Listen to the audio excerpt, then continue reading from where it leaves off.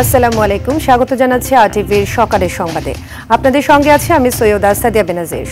ছাত্র জনতার আন্দোলনে আওয়ামী লীগ সরকারের পতনের পর অস্থিরতা তৈরির লক্ষ্যে পরিকল্পিতভাবে ছড়িয়ে যাচ্ছে গুজব।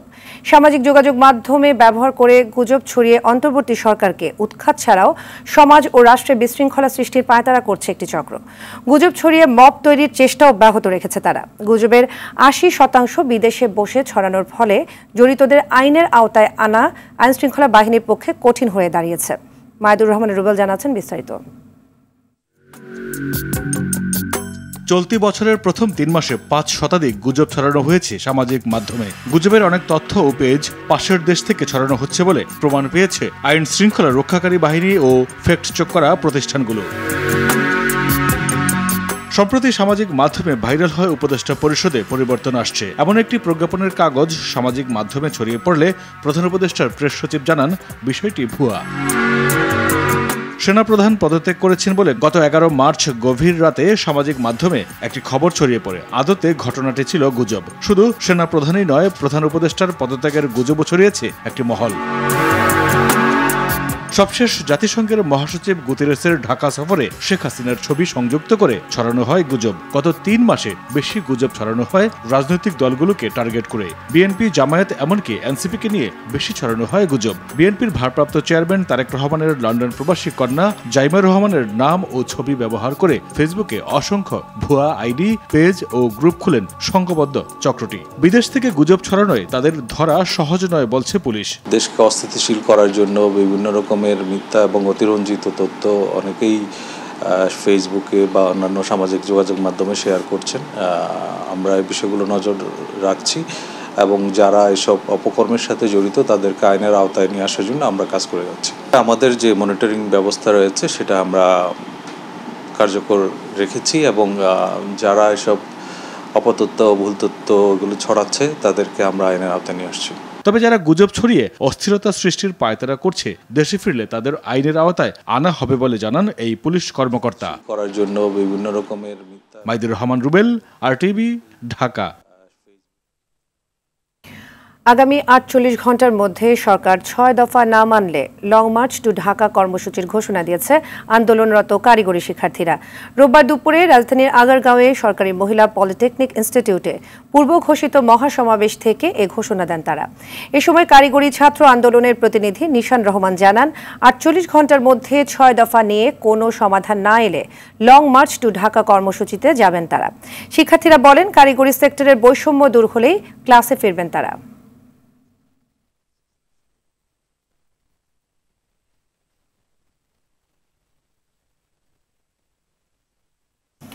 দর্শক, এ বিষয়ে আরো জানাতে সিরাজগঞ্জ থেকে আমাদের সঙ্গে সরাসরি যুক্ত হচ্ছেন সহকর্মী সাজিরুল ইসলাম সঞ্চয়। সিরাজগঞ্জে পলিটেকনিকের শিক্ষার্থীদের কোনো কর্মসূচি আজ আছে কিনা আমাদের জানাবেন।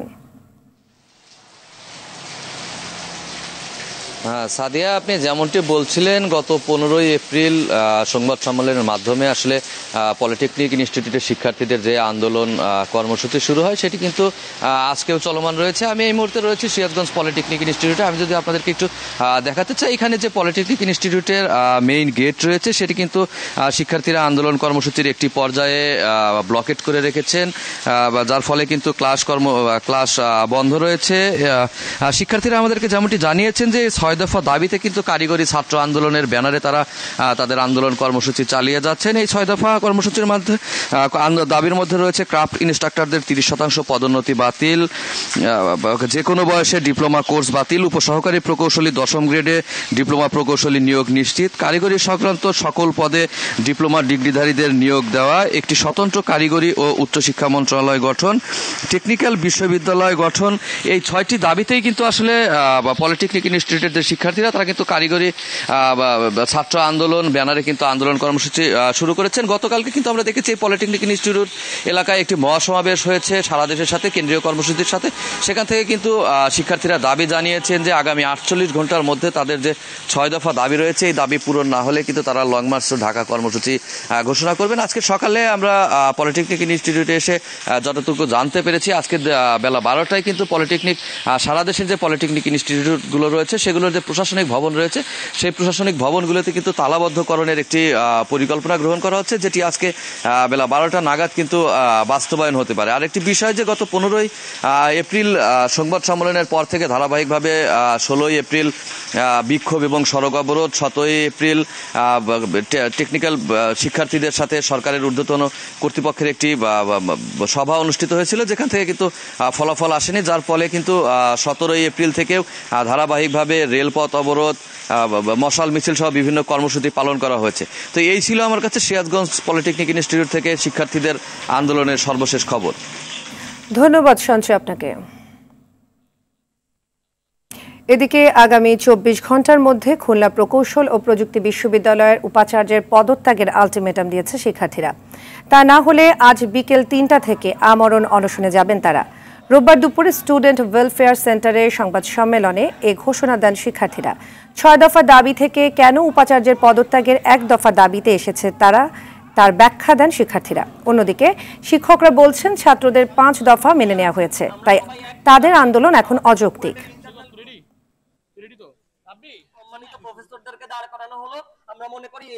আমরা 2 মাস ধরে এখানে আন্দোলন করেছি। আমরা এখন 1 দফার দাবিতে, ভিসি অপসারণের দাবিতে ইন্টারিমের কাছে যে আমরা বলতে চাই যে আমরা 1 দফার দাবিতে অনশনে বসছি। নিয়মিত ওয়ার্ড ক্লাস না হওয়ায় সুনামগঞ্জ মেডিকেল কলেজ ও হাসপাতালে দ্রুত কার্যক্রম চালুর দাবিতে অনির্দিষ্টকালের জন্য ক্লাস বর্জনের পাশাপাশি দাবি না মানা পর্যন্ত একাডেমিক ও প্রশাসনিক কার্যক্রমও আজ থেকে অনির্দিষ্টকালের জন্য শাটডাউন ঘোষণা করা হয়েছে। রবিবার সন্ধ্যায় আন্দোলনরত সুনামগঞ্জ মেডিকেল কলেজে শিক্ষার্থীদের উপর হামলার প্রতিবাদে সংবাদ সম্মেলন করে এই ঘোষণা দেন তারা। দাবি আদায় করা পর্যন্ত কর্মসূচি অব্যাহত থাকবে বলে জানান তারা।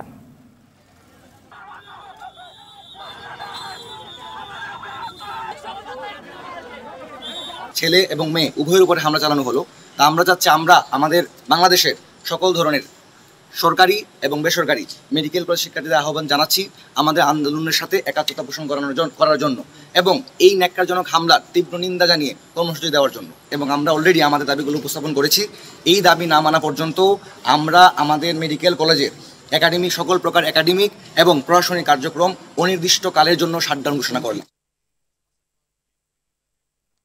বেসরকারি বিশ্ববিদ্যালয়ের প্রাইম এশিয়ার ক্যাম্পাসে বিবাদের জেরে ছুরিকাঘাতে জাহেদুল ইসলাম নামে এক শিক্ষার্থী নিহত হওয়ার ঘটনায় 8 জনকে আসামি করে মামলা হয়েছে। প্রাইম এশিয়া বিশ্ববিদ্যালয়ের সংঘর্ষের ঘটনায় নিহত জাহেদুলের ভাই হুমায়ুন কবির বাদী হয়ে মামলাটি করেছেন। মামলায় বিশ্ববিদ্যালয়ের এলএলবি ও ইংরেজি বিভাগের 3 ছাত্র মাহাথি, মেহরাব, আবুজার গিফারি ছাড়াও আরও 5 জনকে আসামি করা হয়েছে। মোট আসামি করা সবাই বিশ্ববিদ্যালয়ের ছাত্র। সিসিটিভি ফুটেজে যে 2 নারীকে নিয়ে ঘটনার সূত্রপাত তাদের দেখা গেলেও মামলায় তাদের নাম উল্লেখ নেই। শনিবার বিকেলে বনানীতে প্রাইম এশিয়া বিশ্ববিদ্যালয়ের ইংরেজি বিভাগ ও টেক্সটাইল ইঞ্জিনিয়ারিং বিভাগের শিক্ষার্থীদের মধ্যে সংঘাত শুরু হয়। এ সময় ইংরেজি বিভাগের শিক্ষার্থীদের ছুরিকাঘাতে টেক্সটাইল ইঞ্জিনিয়ারিং বিভাগের শিক্ষার্থী জাহিদুল ইসলাম পারভেজ নিহত হন।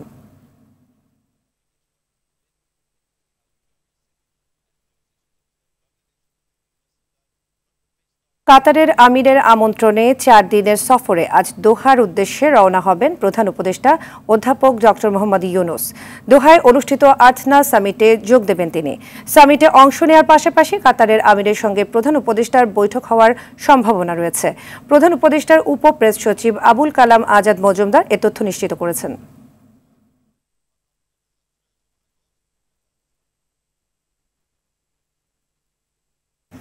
ময়মনসিংহ সিটি কর্পোরেশনের শম্ভুগঞ্জ বাজারের মূল সড়কে জমে থাকা নোংরা পানিতে চরম দুর্ভোগ পোহাতে হচ্ছে ব্যবসায়ী ও বাজারে আসা ক্রেতাদের।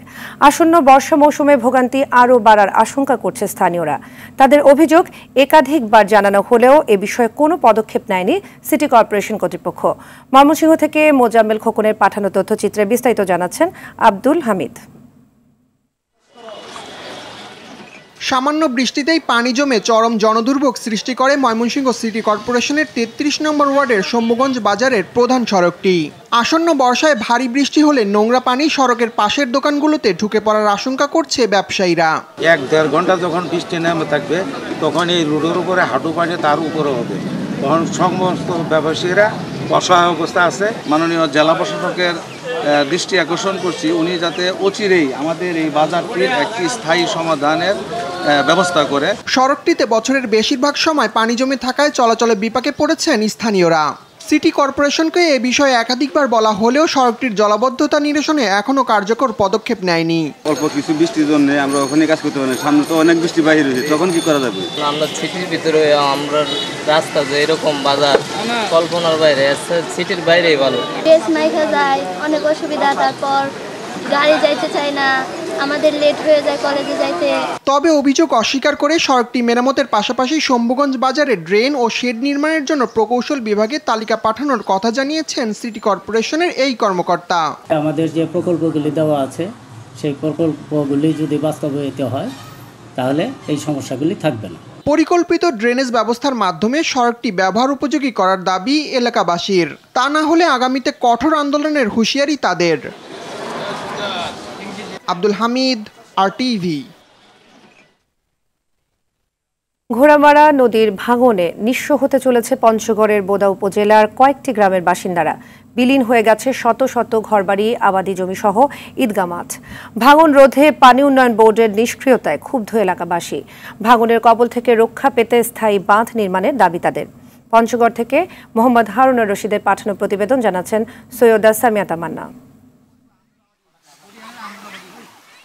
ভারতের পাঙ্গা ও যমুনা নদী মিলিত হয়ে তৈরি হয়েছে ঘোড়ামারা নদী।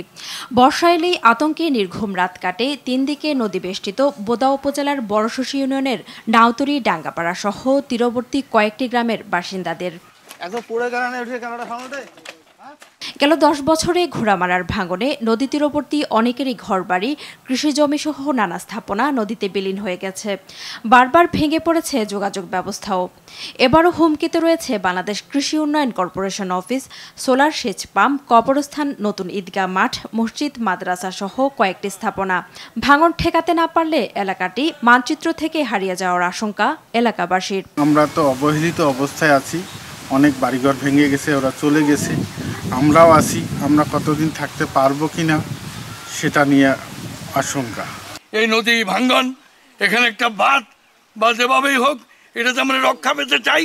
আর আমাদের জীবনের একমাত্র দাবি এই আমাদের চলার কয়েক হাজার পরিবারের চলার একমাত্র রাস্তা। আমরা প্রত্যেকটা রাত, প্রত্যেকটা দিন যেন একটা আতঙ্কের মধ্যে থাকি, কখন আমরা নদীর মধ্যে আমাদের বাড়ি ঘর সব বিলীন হয়ে যায়। ভাঙন রোধে মন্ত্রণালয় সহ ঊর্ধ্বতন দপ্তরে প্রকল্প জমা দেওয়া হয়েছে বলে জানিয়েছে পানি উন্নয়ন বোর্ড। প্রকল্পটি অনুমোদিত হলে আমরা দ্রুত বাস্তবায়ন করব এবং এই প্রকল্পের মাধ্যমে ঘোড়ামারা নদীতে ভাঙনপ্রবণ এলাকায় আমরা তীর প্রতিরক্ষা বাঁধ সম্পন্ন করব।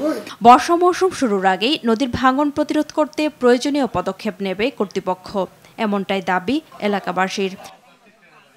সৈয়দা সামিয়া তামান্না, RTV।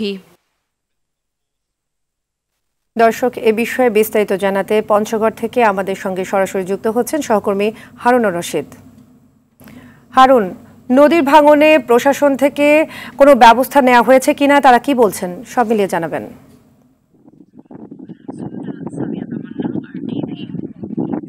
আপনাকে প্রথমেই জানিয়ে রাখি যে ওই এলাকার মানুষের দাবি যে বিষয়টি হলো যে গত 15 বছরে সংস্থা কিন্তু তাদের কোনো খবর নেই, নদী ভাঙন কিন্তু চলছে। এই কারণে আমরা যোগাযোগ করেছিলাম এখানকার যে পানি উন্নয়ন বোর্ডের নির্বাহী প্রকৌশলী আশুতোষ বর্মন। তিনি আমাকে জানিয়েছেন যে আসলে পঞ্চগড়ের যে 5টি নদীর যে ভাঙন, এই ভাঙনগুলো হয়ে থাকে, কিন্তু এই ভাঙন কবলিত এলাকা নিয়ে একটি সমীক্ষা চালানো হয়। সেই সমীক্ষায় কিন্তু এখানে কয়েকটি গুরুত্বপূর্ণ খুব ঝুঁকিপূর্ণ ভাঙন এরিয়া সিলেকশন করা হয়েছে। সেই তারপর থেকেই কিন্তু এখানে একটি প্রকল্প সরকারের কাছে তারা পাঠায় যে নদী ভাঙন রোধে যে টেকসই যে উন্নয়ন, এই টেকসই উন্নয়নের জন্য কিন্তু একটি প্রকল্প পাঠানো হয়েছে। সেই প্রকল্প বাস্তবায়ন হলেই বা মন্ত্রণালয় থেকে অনুমোদন করলেই কিন্তু সেই প্রকল্পের কাজ এখানে তীর রক্ষা বাঁধ সহ অন্যান্য পরিকল্পনা এখানে বাস্তবায়ন করবে। তবে এখন পর্যন্ত আমরা ঘোড়ামারা নদীর ওই নাওতরি, ডাঙ্গাপাড়া এলাকায় সেরকম কোনো পদক্ষেপ আমরা দেখিনি। তবে এলাকাবাসীর দাবি যে আগামী যে বর্ষা, এই বর্ষা এলেই কিন্তু তাদের নির্ঘুম রাত কাটে, কারণ ভাঙন আতঙ্কে। তবে এখানকার এলাকাবাসীর যে অনুরোধ তারা বলছেন যে বর্ষার আগেই এখানে দ্রুত পদক্ষেপ নেওয়া এবং বাঁধ নির্মাণের জন্য তারা দাবি জানিয়েছে। তবে পানি উন্নয়ন বোর্ড বলছে যে আমরা প্রকল্প পাঠিয়েছি। প্রকল্পের পরেই যদি অনুমোদন হয় তাহলে আমরা কিন্তু এই নদী তীররক্ষা বাঁধের কাজ শুরু হবে। তবে পানি উন্নয়ন বোর্ডের নির্বাহী প্রকৌশলী আশুতোষ বর্মন তিনি আশ্বস্ত করেছেন যে যদি বর্ষায় যদি অতিরিক্ত ভাঙন দেখা দেয় তাহলে জিও ব্যাগ ফেলে সেটি নিয়ন্ত্রণের চেষ্টা করা হবে। তো সাদিয়া, এই ঘরামারা নদী থেকে এই ছিল আমার কাছে নদী ভাঙন নিয়ে সর্বশেষ। সাদিয়া, ধন্যবাদ হারুন। এক সপ্তাহের ব্যবধানে দিনাজপুরের হিলিতে বেড়েছে দেশি পেঁয়াজের দাম। কেজি প্রতি পেঁয়াজ 15 থেকে 20 টাকা বেড়ে প্রকারভেদে 50 থেকে 55 টাকা কেজিতে বিক্রি হচ্ছে। ব্যবসায়ীরা বলছেন, ভারত থেকে পেঁয়াজ আমদানি না হওয়াতে দেশের মোকামে কৃষকরা বেশি দামে পেঁয়াজ বিক্রি করছেন, ফলে দাম বৃদ্ধি পাচ্ছে।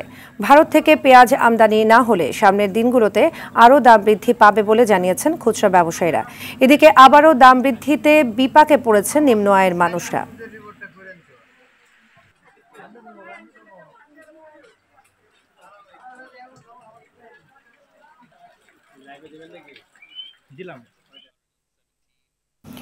রাশিয়ার হয়ে ইউক্রেন রাশিয়া যুদ্ধে নিহত বাংলাদেশি যুবক আকরাম হোসেনকে আর্থিক প্রলোভন দেখিয়ে তাকে যুদ্ধে নেওয়া হয়েছে বলে অভিযোগ পরিবারের। ব্রাহ্মণবাড়িয়ায় নিহতের পিতা জানান, দালালের প্রলোভনে পড়ে রুশ সেনাবাহিনীতে চুক্তিভিত্তিক যোদ্ধা হিসেবে যোগ দেয় ছেলে। ছেলের মরদেহ ফিরে পেতে সরকারের সহায়তা চেয়েছেন তিনি। ব্রাহ্মণবাড়িয়া থেকে আজিজুর রহমান পায়েলের পাঠানো তথ্যচিত্রে বিস্তারিত জানাচ্ছেন আব্দুল হামিদ। ভাগ্য বদলাতে প্রায় 9 মাস আগে রাশিয়ায় পাড়ি জমান ব্রাহ্মণবাড়িয়ার ছেলে আকরাম হোসেন স্থানীয় একটি চীনা কোম্পানিতে কাজ করেন 6 মাস। পারিশ্রমিক হিসেবে যে বেতন পেতেন তাতে নিজের খরচ শেষে মাসে 80 থেকে 1 লাখ টাকা বাড়িতে পাঠাতেন তিনি। কিন্তু এরপরই লোভে পেয়ে বসে তাকে। দালালরা ভালো বেতনের প্রলোভন দিলে রুশ সেনাবাহিনীতে চুক্তিভিত্তিক যোদ্ধা হিসেবে যোগ দেন আকরাম। গত 13 এপ্রিল পরিবারের সাথে শেষবার কথা হয় তার। কোনো সুযোগ আসেনি, ভাগ্য আসন যেত না, ভাগ্য যদি হয় ওই আর ওই গুলি করে মারে লাগব। এবার বুদ্ধরে কইলাম, তুই চিন্তা করিস না, আল্লাহরে ডাক, আল্লাহ ইলাহা ইল্লাল্লাহর জিকির করিস। আমরা সংসারের দায়িত্ব আপনার ছেলের উপরে আছি। ছেলে কইছে, আম্মা আমি চিন্তা করেন না, আমি লেন দিব, আমি সংসার চালাম। পুরো টাকাটাই ধার দেনা লোন করে এবং মানে কিস্তি তুলে তারা বিদেশ পাঠাইতে গিয়ে সেটা তারা কিন্তু অনেক ক্ষতিগ্রস্ত হয়েছে। যুদ্ধে হঠাৎ বোমা বিস্ফোরণে আকরামের মৃত্যুতে শোকে মুহ্যমান পরিবারটি। সন্তানের মরদেহ দ্রুত দেশে ফিরিয়ে আনার দাবি আকরামের বাবার।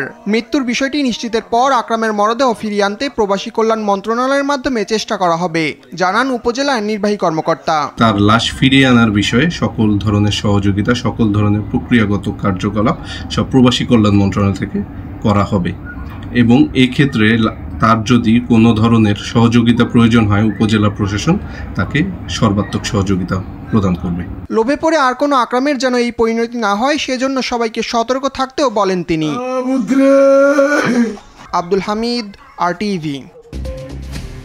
সকালের সংবাদ এ পর্যন্তই। মধ্যাহ্নের সংবাদ দুপুর 12টায় দেখার আমন্ত্রণ রইল। ধন্যবাদ সবাইকে।